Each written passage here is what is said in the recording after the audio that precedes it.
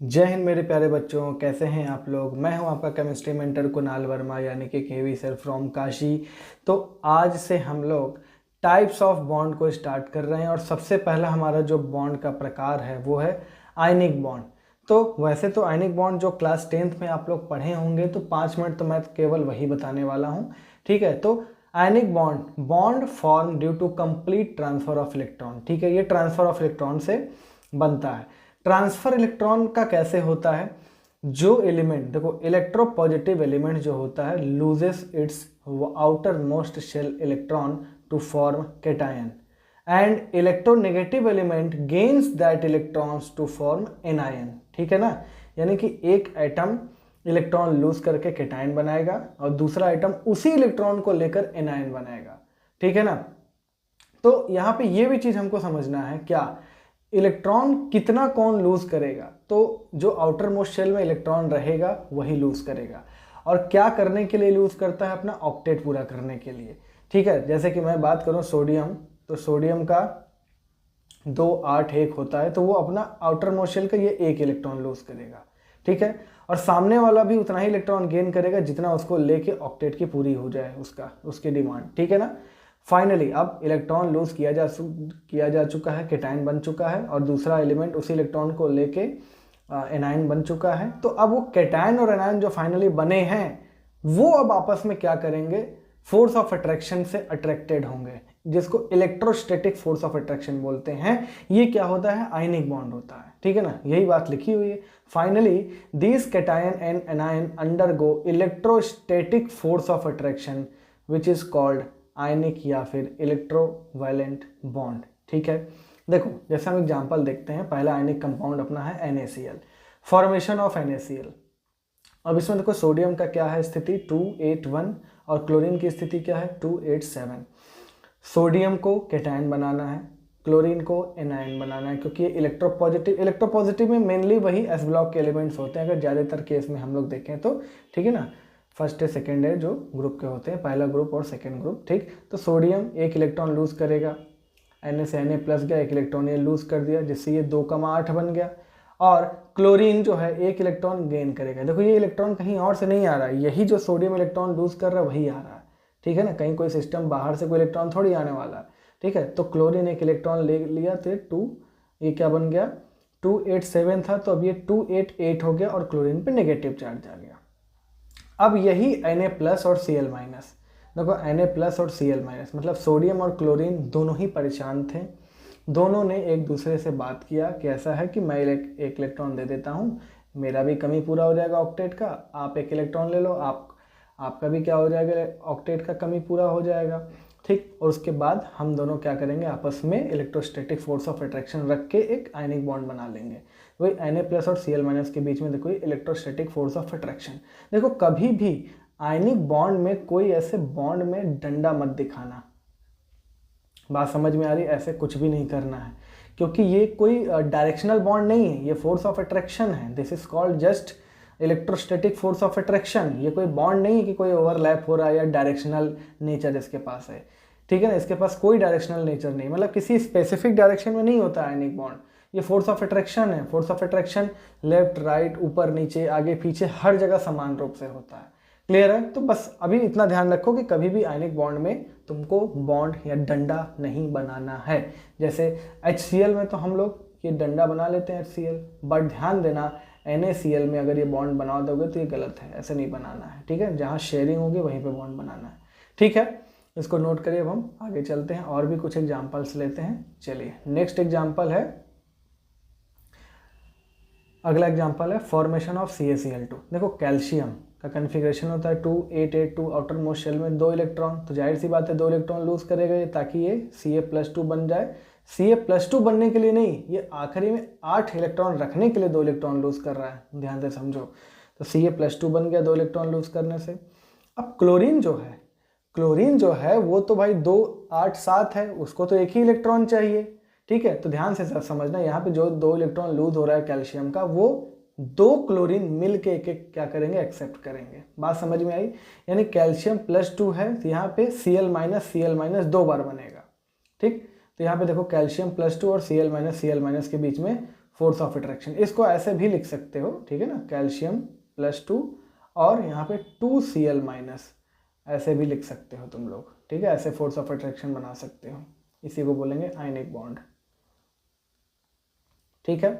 तो ये क्या बन गया, CaCl2 बन गया।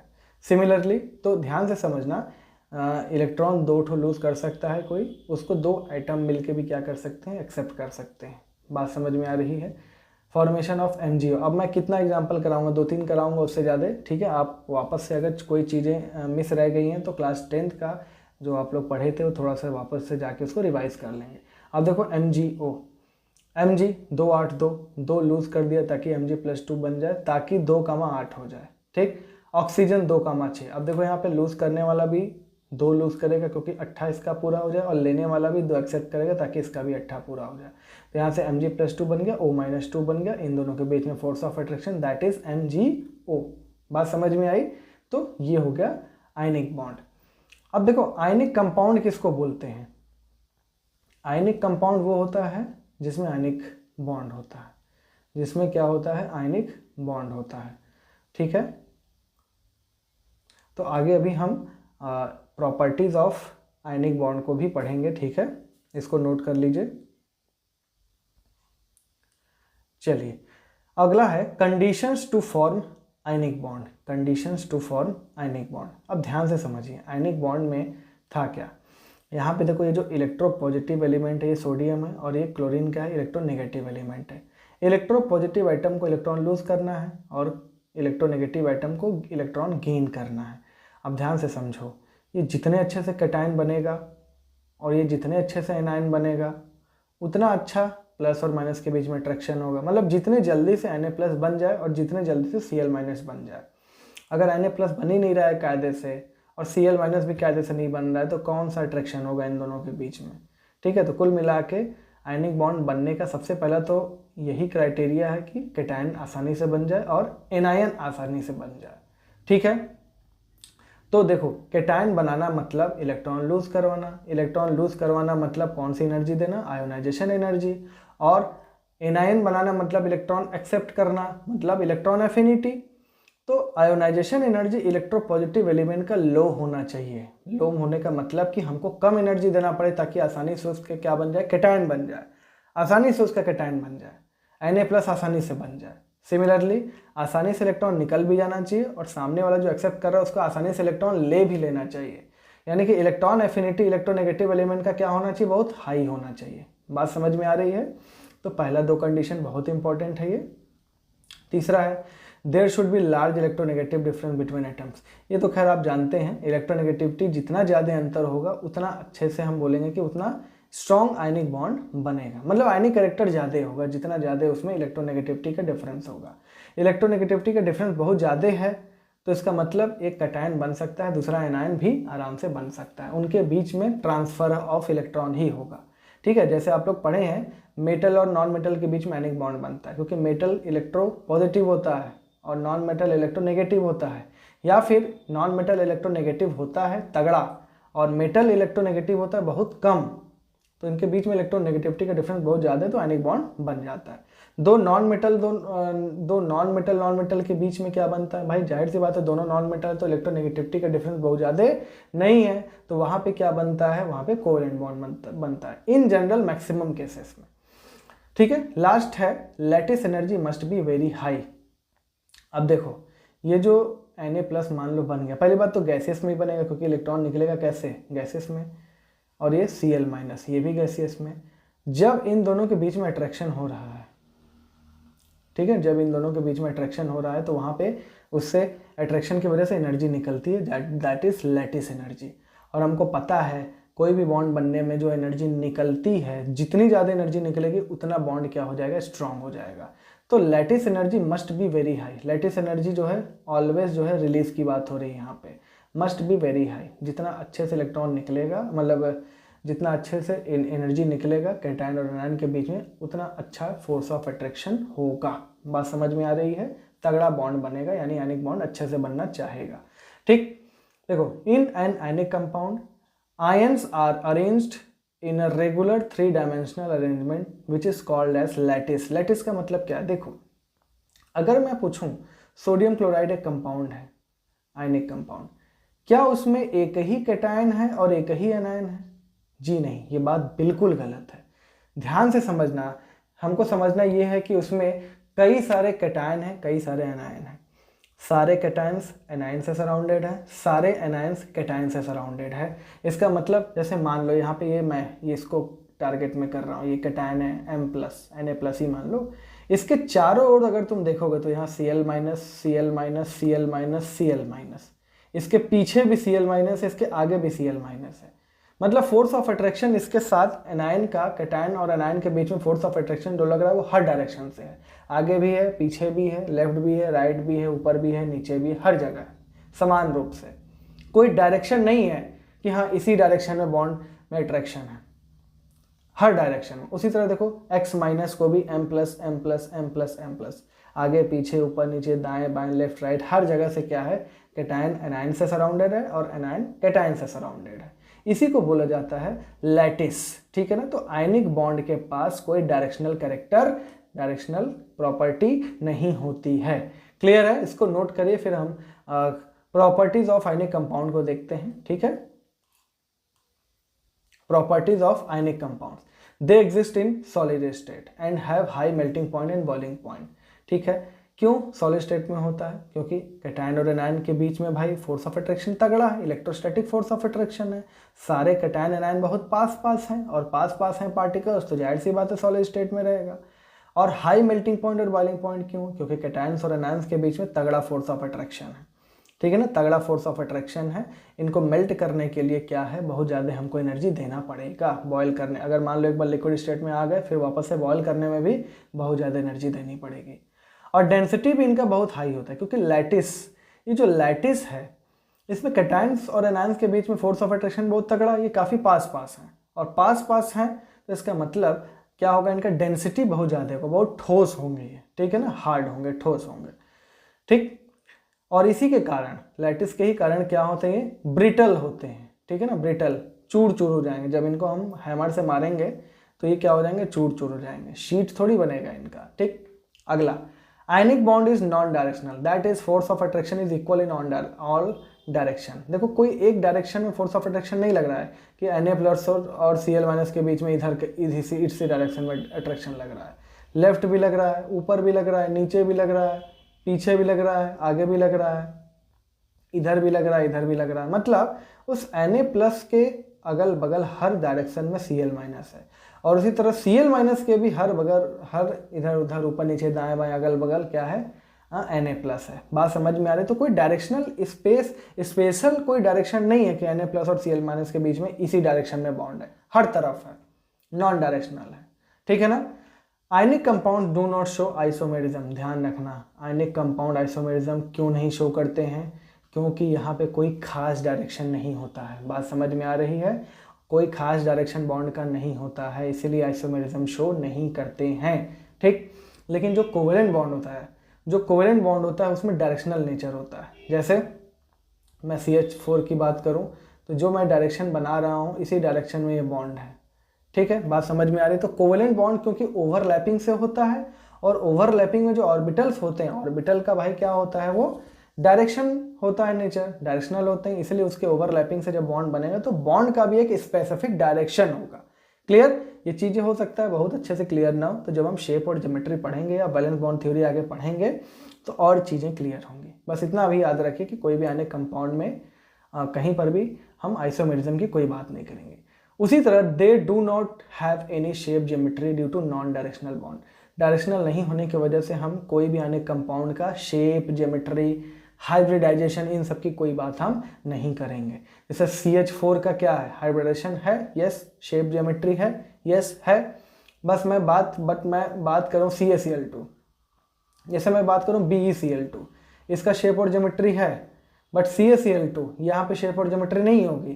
क्यों? क्योंकि ये क्या है, ये आयनिक कंपाउंड है। कैल्शियम और क्लोरीन का जो बॉन्ड का डायरेक्शन है कोई स्पेसिफिक नहीं है कि हम बोल दें कि अच्छा इस डायरेक्शन में इसका शेप और ज्योमेट्री ही होगा। लेकिन BeCl2 का जो बॉन्ड है वो निश्चित है कि ये कुछ इस तरीके से है, ठीक है। इसको हम लोग लीनियर शेप का बोलते हैं, स्ट्रेट लाइन में, ठीक है।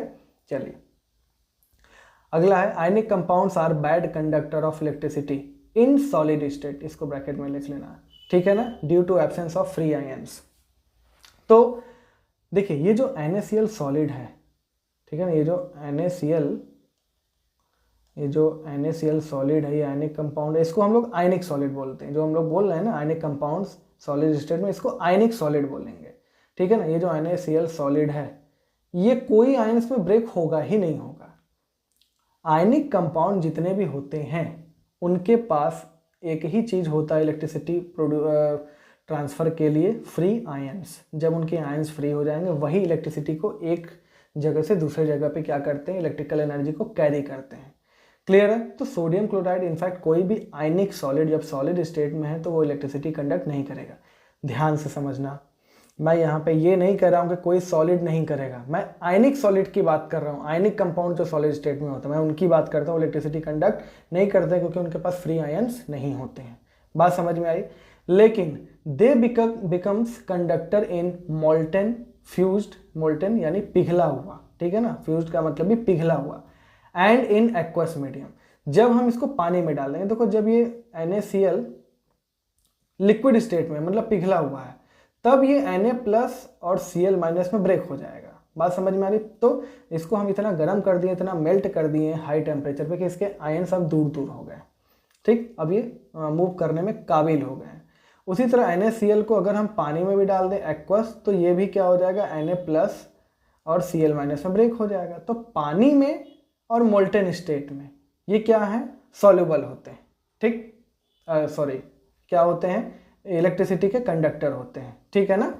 सबसे ज़्यादा एक्वस में होते हैं, इस बात का ध्यान रखना। सॉलिड स्टेट में क्यों नहीं होते, क्योंकि इसके पास कोई फ्री आयंस नहीं होता है, ठीक है। बात समझ में आ रही है। चलिए इसको नोट करें, फिर हम और आगे बढ़ते हैं।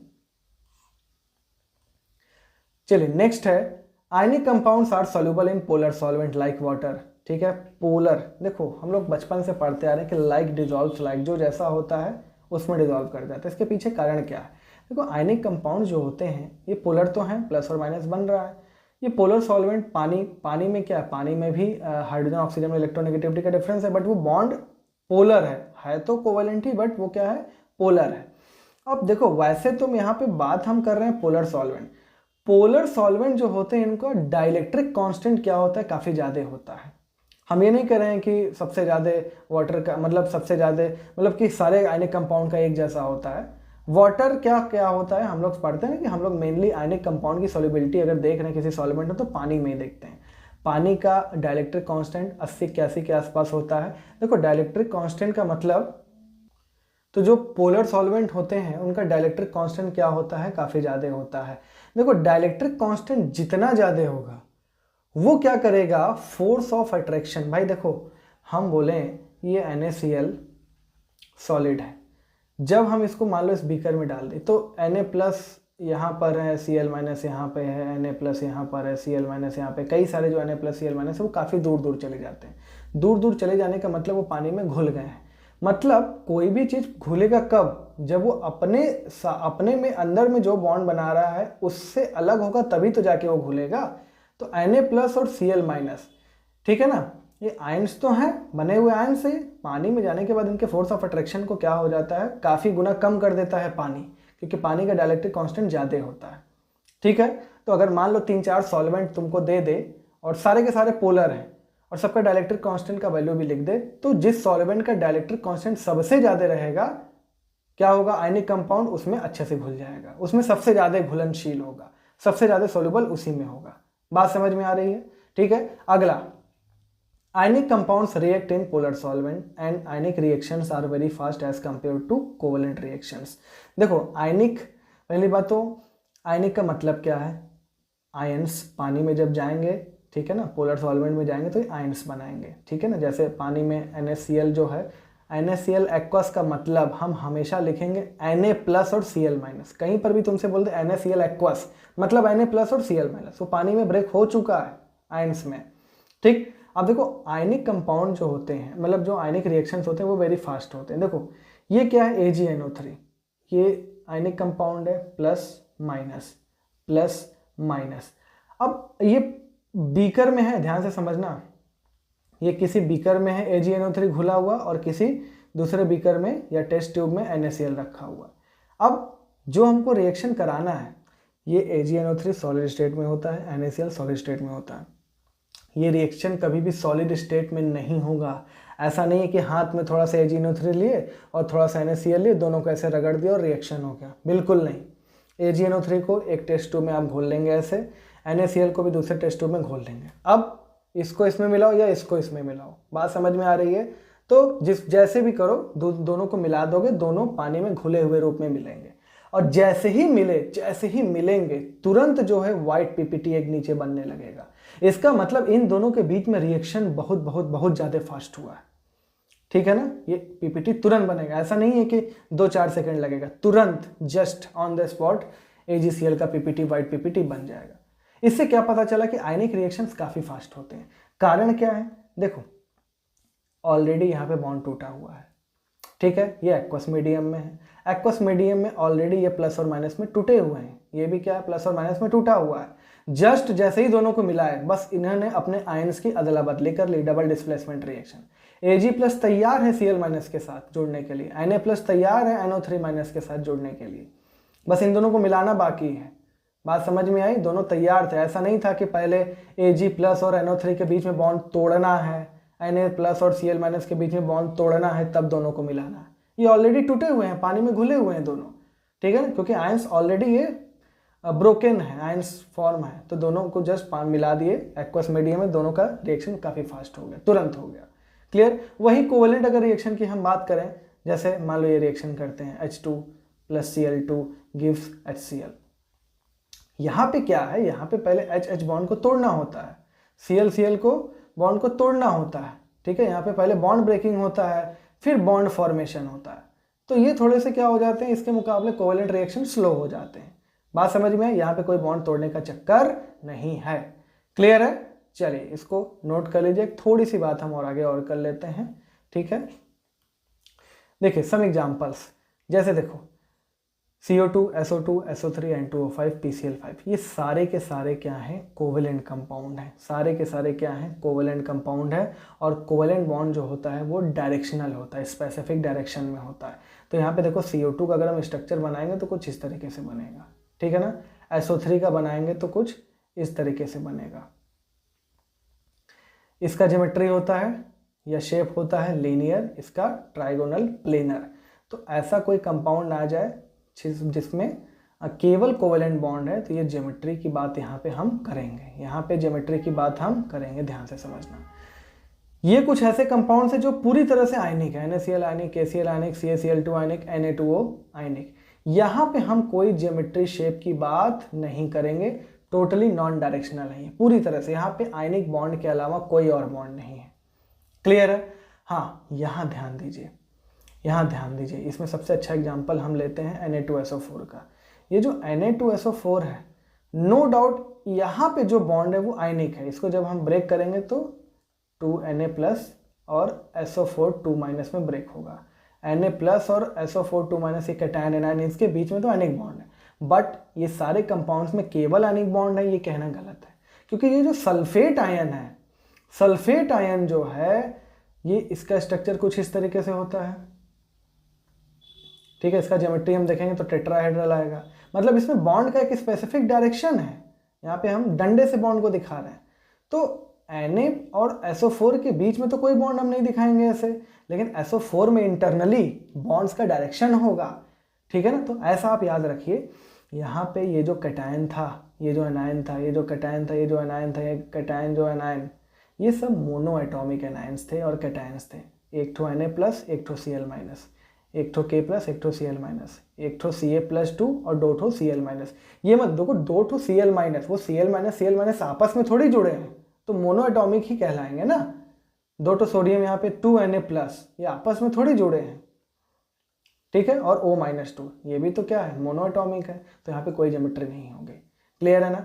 यहाँ पे देखो कैटायन तो Na+ है, ठीक है ना, यहाँ भी Na+ है, यहाँ भी Na+ है, यहाँ भी Na+ है, यहाँ भी Na+ है। बट जो एनायन है ये कैसा है, ये पॉली एटॉमिक है।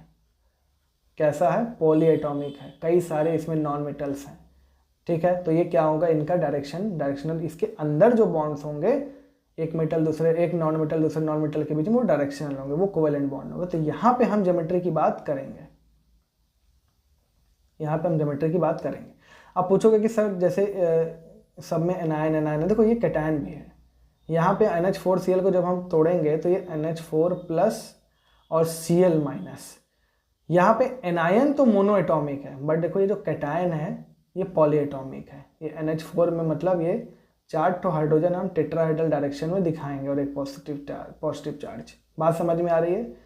तो ये कुछ ऐसे कंपाउंड्स हैं जहाँ पे आयनिक और कोवेलेंट दोनों हैं। तो ये कोवेलेंट वाले पार्ट के वजह से यहाँ पे ज्योमेट्री होगा, शेप और ज्योमेट्री होगा। ठीक, अब देखो ये कुछ कोऑर्डिनेशन कंपाउंड्स हैं। ये देखो नो डाउट इसको जब हम ब्रेक करेंगे तो ये कुछ इस तरीके से टूटेगा, +3 चार्ज आएगा और 3 Cl-। ये आयनिक, यहाँ पे तो ये आयनिक बॉन्ड है।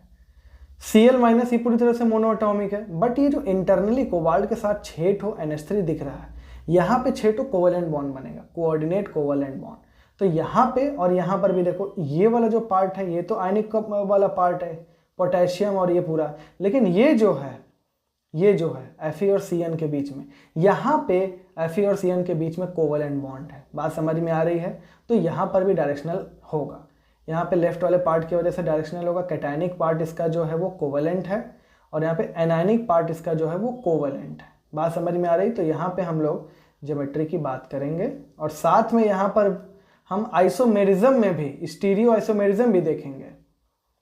ठीक है ना, ऐसे कंपाउंड्स में हम लोग को, ठीक है ना, सिस ट्रांस या DL फॉर्म होता है, ठीक है ना, ऑप्टिकल आइसोमेरिज्म, ये सब भी देखने को मिलेगा। ठीक है, तो आज के लिए इतना ही रखते हैं। हम नेक्स्ट क्लास से बहुत ज़्यादा इंपॉर्टेंट होने वाला है, जहाँ पे हम लोग लैटिस एनर्जी की बात करेंगे। लैटिस एनर्जी को हमने थोड़ा सा देखा था कि क्या होता है।